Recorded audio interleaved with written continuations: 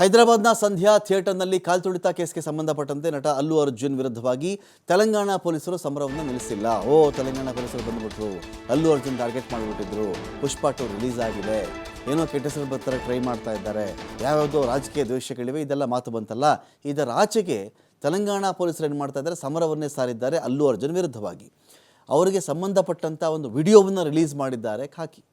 ಅಲ್ಲು ಅರ್ಜುನ್ಗೆ ಮಾಹಿತಿ ಗೊತ್ತಿದ್ದರೂ ಕೂಡ ಸುಮ್ಮನೆ ಇದ್ರಾ? ಜನರ ಪ್ರಾಣಕ್ಕಿಂತ ತಮ್ಮ ಸಿನಿಮಾನೇ ಮುಖ್ಯ ಆಗಿಬಿಡ್ತಾ ಅವ್ರಿಗೆ. ಅಲ್ಲು ಅರ್ಜುನ್ ವಿರುದ್ಧವಾಗಿ ತೆಲಂಗಾಣ ಪೊಲೀಸರು ಗಂಭೀರ ಆರೋಪವನ್ನು ಇಲ್ಲಿ ಮಾಡಿದ್ದಾರೆ. ಆರೋಪ ಏನು ಅಂತ ನೋಡಿದ್ರೆ, ಪುಷ್ಪ 2 ಪ್ರೀಮಿಯರ್ ಪ್ರದರ್ಶನದ ವೇಳೆಯಲ್ಲಿ ಚಿತ್ರ ವೀಕ್ಷಿಸ್ತಾ ಇದ್ದಿದ್ದು ಅಲ್ಲು ಅರ್ಜುನ್.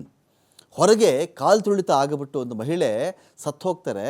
ಇದ್ರ ಬಗ್ಗೆ ಪೊಲೀಸರು ಬಂದು ಮಾಹಿತಿ ಕೊಡ್ತಾರೆ, ಈ ಥರ ಆಗಿಬಿಟ್ಟಿದೆ ಸ್ವಾಮಿ ಹೊರಗಡೆ ಅಂತ ಹೇಳಿದ್ರ ಹೊರತಾಗಿಯೂ ಕೂಡ ಅಲ್ಲು ಅರ್ಜುನ್ ಮ್ಯಾನೇಜರ್ ಸಂತೋಷ್ಗೆ ಮೊದಲು ಸಾವಿನ ಬಗ್ಗೆ ಮಾಹಿತಿ ಹೋಗುತ್ತೆ.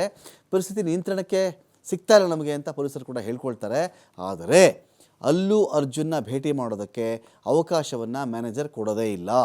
ಅಲ್ಲು ಅರ್ಜುನ್ಗೆ ಮಾಹಿತಿ ನೀಡುವಂತೆ ಹೇಳಿದರೂ ಕೂಡ ಅವ್ರಿಗೆ ಮಾಹಿತಿ ಕೊಡಿ, ಆಚೆ ಸತ್ತೋಗ್ಬಿಟ್ಟಿದ್ದಾರೆ ಅಂತ ಅವರ ಮ್ಯಾನೇಜರ್ ಬಳಿ ಹೇಳಿದ್ರು ಕೂಡ ಅವರು ಅದಕ್ಕೆ ಕೇರೆ ಮಾಡಲ್ಲ. ಪೊಲೀಸ್ ಕಮಿಷನರ್ ಕಡೆಯಿಂದ ಒತ್ತಡವನ್ನು ಹೇರಿದ ಬಳಿಕ ಅಲ್ಲು ಅರ್ಜುನ್ ಭೇಟಿ ಮಾಡ್ತಾರೆ. ಬಂದು ನಟನನ್ನು ಭೇಟಿ ಮಾಡಿ ಸಂಪೂರ್ಣ ಮಾಹಿತಿಯನ್ನು ಪೊಲೀಸರು ಕೊಟ್ಟಿದ್ದಾರಲ್ಲಿ. ನೀವು ಫೇಮಸ್ ನಟರಾಗಿದ್ದೀರಿ, ಹೊರಗಡೆ ಗದ್ದಲ ಇದೆ, ನೀವು ಹೋಗೋದಕ್ಕೆ ನಮ್ಮ ಪೊಲೀಸರು ದಾರಿಯನ್ನು ಮಾಡಿಕೊಡ್ತಾರೆ ಅಂಥೇಳಿ ಖಾಕಿ ಮನವಿಯನ್ನು ಮಾಡಿಕೊಂಡ್ರು. ಆದರೆ ಅವರು ಅದನ್ನು ಬಿಟ್ಟು ಸಂಪೂರ್ಣವಾಗಿ ಸಿನಿಮಾ ನೋಡೋದಕ್ಕೆ ಮುಂದಾಗಿದ್ದರು. ಹೊರಗಡೆ ಜನ ಸಾಯ್ತಾ ಇದ್ದಾರೆ, ಒಂದು ಮಹಿಳೆ ಸತ್ತಿದ್ದಾರೆ ಅಂತ ಗೊತ್ತಾದರೂ ಕೂಡ ಆ ಕಡೆ ಆಚೆ ಬಂದು ಕಷ್ಟನೋ ಸುಖನೋ ನೋಡದೆ ಒಳಗಡೆ ಅಭಿಮಾನಿಗಳ ಜೊತೆ ಸಿನಿಮಾ ನೋಡ್ಕೊಂಡು ಕೂತಿದ್ರು ಅಲ್ಲು ಅರ್ಜುನ್ ಅಂತ ಆರೋಪವನ್ನು ಮಾಡಿದ್ದಾರೆ.